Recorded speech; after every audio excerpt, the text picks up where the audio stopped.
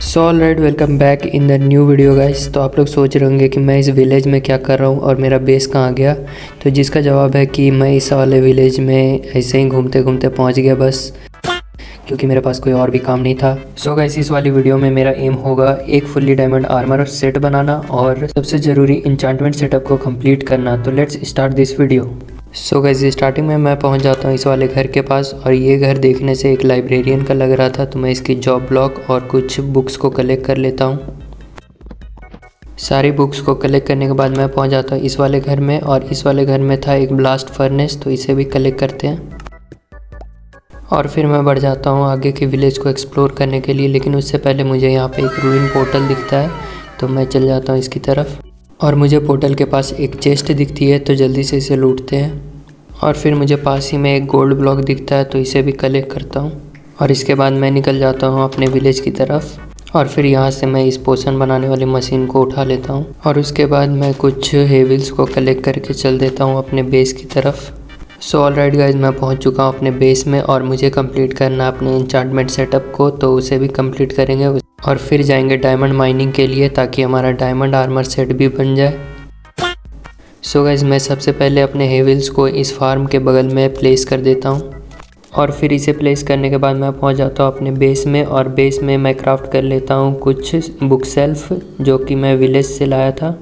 So guys, सारी book से मैं सिर्फ 4 बुक सेल्फ बना पाया, तो अब देखते हैं इसे कहाँ पे प्लेस करना है। तो गाइज, मैं सोच रहा था कि मैं इसे अपने ट्रेडर हॉल के ऊपर वाले रूम में सेट करूँगा, क्योंकि ये रूम एकदम खाली है, तुम देख सकते हो। तो गाइज, मुझे और भी बुक सेल्फ बनाने होंगे, जिसके लिए मुझे चाहिए कुछ और बुक्स। तो मैं लेदर के लिए इन लामास को मार देता हूँ, पर सैडली मुझे सिर्फ एक लेदर मिलता है इनसे। पर मुझे याद आता है कि मेरे पास पहले से भी कुछ लेदर्स अपने चेस्ट में रखे हुए हैं, तो मैं उसे भी कलेक्ट करता हूँ। और फाइनली मेरे पास 4 लेदर हो जाता है, जो कि बिल्कुल भी काम का नहीं था। पर एक काम हो सकता था, मैं इससे इंचेंटिंग टेबल बना सकता था। तो मैं सबसे पहले इन शुगर कैन को कलेक्ट करता हूँ, और फिर इनसे पेपर बना लेता हूँ, और फिर मैं कुछ बुक्स को क्राफ्ट कर लेता हूँ। और अब मुझे ज़रूरत थी 4 ऑब्सीडियन और 2 डायमंड्स की, और लकीली मेरे पास थे भी उतने ही। तो फिर मैं दोनों चीज़ों को कलेक्ट करके अपने लिए एक इंचेंटिंग टेबल बना लेता हूँ। उसके बाद मैं इसे कलेक्ट करके ले जाता हूँ अपने इंचेंटमेंट सेटअप के पास, और इसे इस जगह पे प्लेस कर देता हूँ। तो गाइस, फाइनली अब मेरा आधा इंचेंटमेंट सेटअप कंप्लीट हो चुका था। तो मैं फिर लैपिस ले आता हूँ, और इस लैपिस को इससे प्लेस करके अपने डायमंड के पिकैक्स को इंचेंट कर देता हूँ अनब्रेकिंग 2 से। और उसके बाद मुझे यहाँ पे अपने आयरन पिकैक्स में फॉर्च्यून 1 का इंचेंटमेंट मिल गया। उसके बाद मैं अपनी इन्वेंट्री को खाली करके पहुँच जाता हूँ अपने बेस पे, और यहाँ पे मैं कुछ टॉर्च को क्राफ्ट करता हूँ, क्योंकि हमें जाना था डायमंड माइनिंग के लिए, ताकि हम अपना डायमंड आर्मर सेट को भी कंप्लीट कर पाएँ। फिर मैं यहाँ पे सो जाता हूँ, और अगली सुबह मैं अपनी पिकैक्स उठा के चल देता हूँ सीधे अपने माइन में। और फिर माइन में पहुँचने के बाद मैं अपनी माइनिंग को कर देता हूँ स्टार्ट। पर गाइस, माइनिंग करने में ये ज़ॉम्बी मुझे डिस्टर्ब कर रहा था।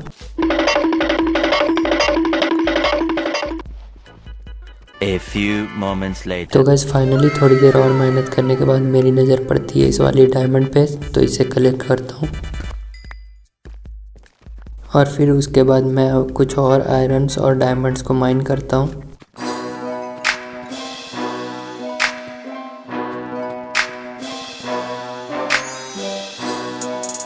सो गाइस, माइनिंग करने के बाद मैं पहुंच जाता हूँ अपने बेस पे, और अपने सारे सामान को रख देता हूँ इस वाले चेस्ट के अंदर। सो गाइस, जब मैं माइनिंग कर रहा होता हूँ तभी मुझे याद आता है कि मैं अपनी फॉर्च्यून 1 वाली पिकैक्स ही नहीं लाया, तो इसे भी जल्दी से आके मैं कलेक्ट करता हूँ। और फिर मैं अपनी सारी आयरन ओर और गोल्ड ओर को यहाँ पे रख देता हूँ, और जिसके बाद मैं फिर पहुँच जाता हूँ अपने माइन में, और फिर से एक बार अपनी माइनिंग को कंटिन्यू रखते हैं।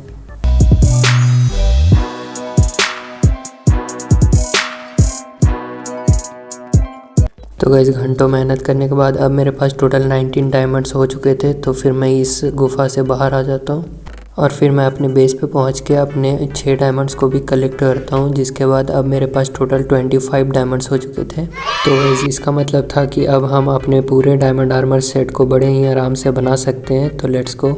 और ये रहा मेरा क्राफ्टिंग टेबल। अब इससे मैं क्राफ्ट कर लेता हूँ हेलमेट, चेस्ट प्लेट, और फिर पैंट और फिर एक shoes.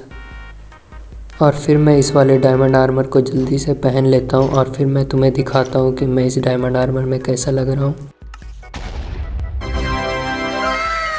So guys, diamond armour तो डायमंड आर्मर ही होता है, पर मेहनत से बनाया हुआ डायमंड आर्मर बहुत ज़्यादा अच्छा होता है। ये क्या फालतू की लाइन थी। सो लेट्स गो गाइज, अब वक्त है हमारे इंचेंटमेंट सेटअप को कंप्लीट करने का, तो जल्दी से चलते हैं और कुछ लेदर इकट्ठा करते हैं। तो गाइज हमारे पास कॉज तो बहुत सारे हैं, पर कॉज को मारना अच्छी बात नहीं होती, इसलिए मैं इन घोड़ों को मारता हूँ और इनसे मुझे अच्छे खासे लेदर्स मिल रहे थे। और एक और घोड़ा इसी तरफ है, तो उसे भी चल के मारते हैं।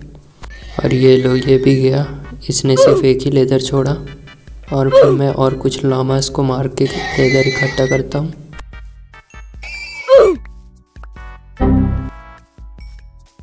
सो गाइस, लेदर इकट्ठा करते हुए शाम हो जाती है, तो मैं इस वाले विलेज में पहुँच जाता हूँ और फिर इस वाले विलेज में मैं सो जाता हूँ ताकि जल्दी से सुबह हो जाए। और फिर सुबह उठते ही मैं इस लामा को जन्नत पहुँचा देता हूँ और फिर आ जाता हूँ अपने बेस पे। सो गाइस, बेस पे पहुंचने के बाद मैं कुछ बोन्स का बोन मिल क्राफ्ट कर लेता हूं ताकि उससे मैं शुगर केन उगा सकूं और उससे पेपर बना सकूं और फिर उससे बुक।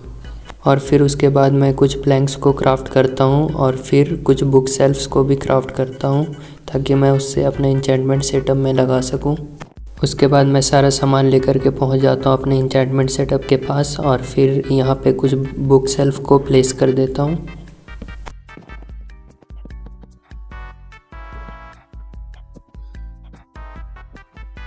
तो गाइस, सारे बुक शेल्फ को प्लेस करने के बाद हमारा इंचेंटमेंट सेटअप कंप्लीट हो जाता है और ये कुछ इस तरह से दिखता है। सो गाइस, अब हम कह सकते हैं कि हमने अपने एम को कंप्लीट कर लिया है, यानी कि अपने डायमंड आर्मर और इंचेंटमेंट सेटअप को कंप्लीट कर लिया है। तो गाइस, अब इसी के साथ मैं आपसे अलविदा लेता हूँ और मिलते हैं अगले वीडियो में। तब तक के लिए टाटा बाय बाय।